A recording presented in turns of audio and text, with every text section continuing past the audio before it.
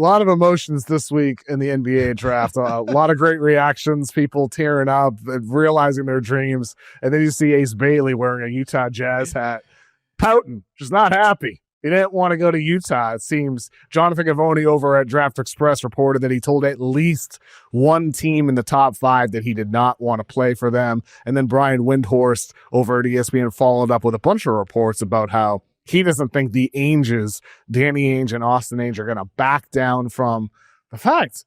Ace Bailey, so on Thursday, the day after the first round of the draft, Walter Clayton, their other first-round pick, flew out to Utah. Ace Bailey did not. Windhorst said again this morning, now it's Friday morning, that this is not a crisis yet. That's what Windhorst said. He said that's what the Jazz are projecting out right now. But it could be if he doesn't come to Utah over the weekend, because they're starting their summer league training camp on Monday. Tom, I liked Utah's draft on paper. Ace Bailey, a big swing. Walter Clayton with the 18th pick in the first round, a swing. A guard who can get buckets, clutch. We saw him win the national championship. And then John Tonje, 24-year-old wing, bucket getter. I liked what they did in the draft. But if Ace Bailey is going to make this difficult, what a start to his NBA career here, man. What do you make of this, Tom? What do you make of this whole situation for Utah and Ace Bailey? I think the Utah journalists are trying to figure out who is representing Ace Bailey. Where is he getting his advice here to start his career, where he becomes a top 5 NBA pick and then is seemingly trying to strong arm Danny Ainge and his son, Danny Ainge, who built a championship roster. And with this Utah team, it's not a great fit in terms of the style of play. Will Hardy is one of those coaches who really believes in Missoula ball, or the same sort of 3-and-D mindset, where she's like, fire up threes, abandon the mid-range, take high efficiency shots. And that's not Ace Bailey's game, but they feel like they can mold this guy into a player that can be an all-star one day, a big swing, like you said. But are you sure that he's getting the right counsel or the right advice? Are we even sure that his agent is even certified by the MBPA? Because it seems like, for me, what I'm reading from reports, Ace Bailey is coming into this pre-draft process with not the most typical or traditional representation giving him his best advice. It doesn't seem like this is going well. So his agent, air quotes when I say that, is Omar Cooper. Omar Cooper is the father of Sharif Cooper, a player that went to Auburn. Sharif Cooper was suspended for about half of his freshman year at Auburn because his father represented him, and the NCAA did not approve of this relationship with a family member agent. Now, Cooper is also not NBPA certifiid, so he is representing Ace Bailey, but he is not certified by the NBPA. Okay? So we're in a situation here where Ace Bailey is getting his advice from Omar Cooper, not a certified agent, giving him bad advice, poor planning throughout all of this process as well, not working out for teams, canceling on the Sixers, just horribly mismanaged by Omar Cooper. And for Ace Bailey, I think there's two ways to look at this. One, he's a kid, and he made a tough choice. Everybody can see it except for him, right? Like, it's just like kids make poor choices. But also, like, you're going to be a professional, and I think it does speak poorly on sometimes your choices. Like, you have to take agency in your life. Like, you are 19 years old. It's your choice to choose this guy who isn't a certified agent, who, let's just be honest, like, there's no signs that this guy is a trustworthy agent, a talented agent. There's no track record. And for a player who's projected at the top 5 pick, for things to be handled this way, I mean, come on, your alarm bell's got to be going off for your Ace Bailey right now. They have to be going off. Like, wait a minute, did I just make a poor choice here? I think I need to correct this. Like, your alarm bells have to be going off. Yes. Okay? Like, at this point, they have to be. And so for Ace Bailey, I think it's foolish if he does not go to Utah and play out this situation with the Jazz, because you're getting drafted to a situation that is stable with ownership and front office and head coach. Will Hardy is a very talented young head coach. The Angels in that front office, very tight with ownership, Ryan Smith. This is not a front office, coaching staff that I think is going to be overhauled in a year or 2 years. This is a stable place for you to grow, with a lot of other good young talent on the team for you to grow aside. Walter Clayton included, John Tonje included. Never mind the guys that are already on that roster right now. A Taylor Hendricks type, like Lowry Markkanen, more established at this point, but Isaiah Collier, a good playmaking guard who had a great rookie season.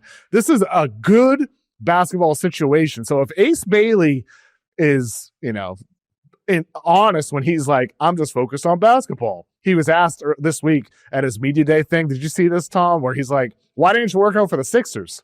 And his answer was, I'm just focused on basketball. Are you kidding me? What? Like, that is the stupidest thing I've ever heard. And if this is his agent speaking through him, like, dude, you got to realize you made a mistake. Change your representation. Find someone legit, somebody proven who can help you make the right choices in your career and steer you right instead of whatever the hell's going on here. Because not only did they really negatively impact him financially, falling from 3 to 5, or even possibly further like he wanted to, you're in a situation now where you might be ruining the entire start of your career. Because who knows? He might show up. He might be on a flight right now as we speak. That's possible. But he also might not show up on Monday and make this ugly, considering the Gavoni report that he told teams he wouldn't report if they drafted him. We don't know which team that was. We do not know yet, or if it were multiple teams, but it's very possible he could become a holdout. And to me, that is stupid. It is stupid to do that when Utah is a great situation for him to grow in his career and get over some of his weaknesses that he does have. He has weaknesses. Kev, who does he think he is? Like, he's a guy who was on a losing team this year, didn't make the NCAA tournament. He shot 69% from the free throw line, 34% from three.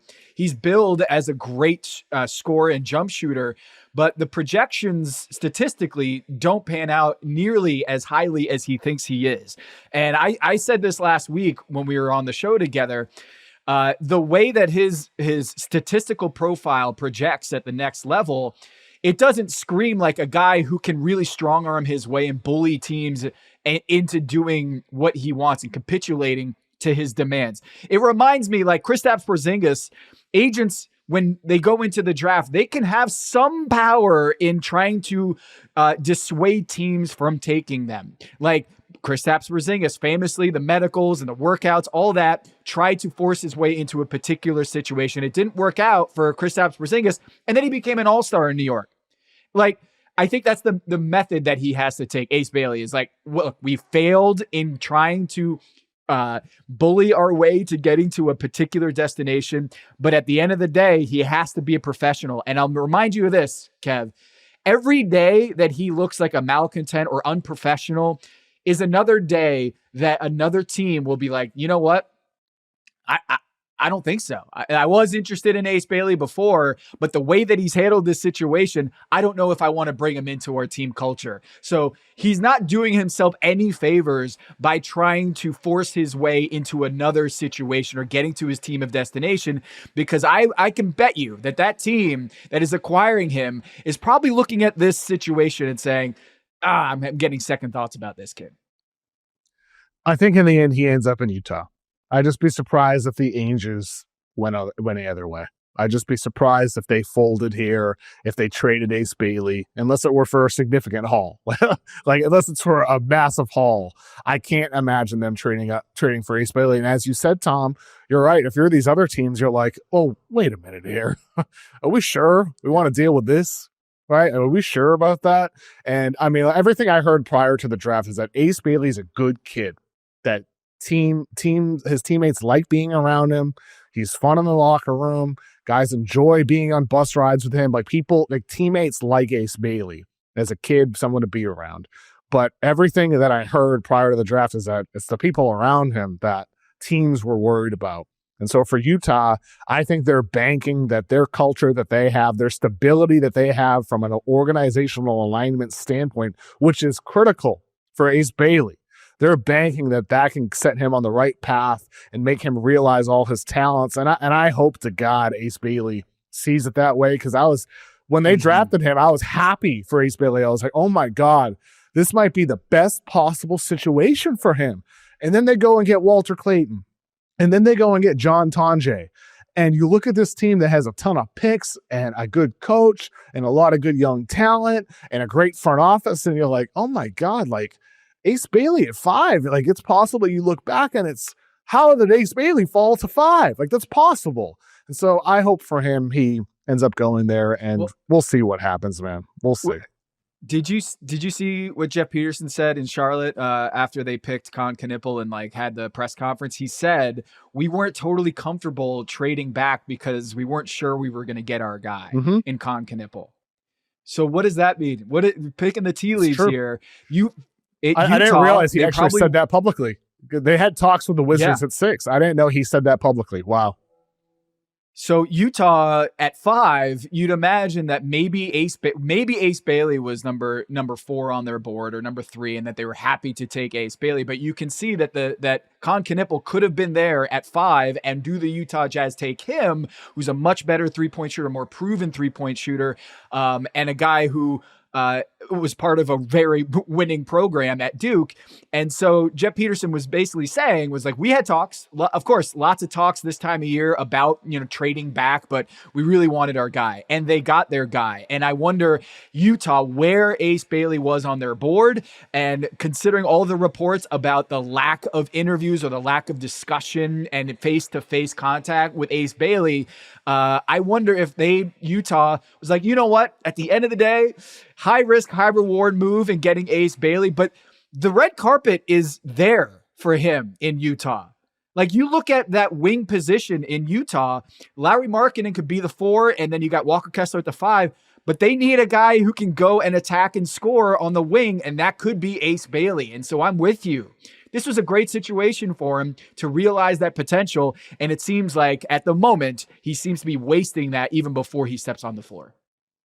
He's going to fire Omar Cooper and hire a real agent, period. End of story. That's what Ace Bailey's going to do. The alarm bells are going off. Just listen to him.